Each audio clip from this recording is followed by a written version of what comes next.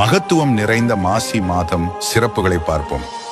தீர்த்த நீராடலுக்கு முக்கியத்துவம் தரும் விழா மாசி மகமாகும். மாசி மாதத்தில் பௌர்ணமியை ஒட்டி வரும் மகம் நட்சத்திரத்தில் இவ்விழா நடக்கும். மகா சிவராத்திரி மாதம் தோறும் சிவராத்திரி வந்தபோதும் மாசி மாதம் வரும் சிவராத்திரி மிகவும் விசேஷமானது.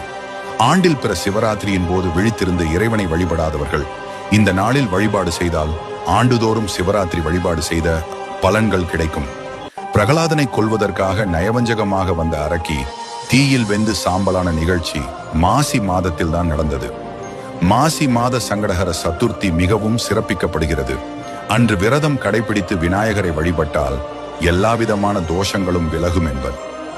மாசி மகத்தன்றுதான் மகாவிஷ்ணு வராக அவதாரம் எடுத்து அசுரனை வதம் செய்து பூமியை மீட்டுக் கொண்டு வந்தார். மாசி மகத்தன்று திருவண்ணாமலையார் பள்ளி கொண்டாப்பட்டு என்னும் ஊருக்கு எழுந்தருளி வல்லாள மகாராஜனுக்கு மகனாக காட்சி கொடுத்து நீத்தார் கடனுக்குரிய வழிபாட்டினை நடத்தினார். வல்லாள மகாராஜனுக்கு வாரிசு இல்லாததால் சிவபக்தனான மகாராஜனுக்கு சிவன் நீத்தார் கடன் அளித்ததாக புராணங்கள் சொல்கின்றன. மன்மதன் சிவபெருமானால் எரிக்கப்பட்டதும் மாசி பௌர்ணமியில்தான். குலசேகர ஆழ்வார் மாசி மாதம் புனர்பூச நட்சத்திர நாளில்தான் அவதரித்தார்.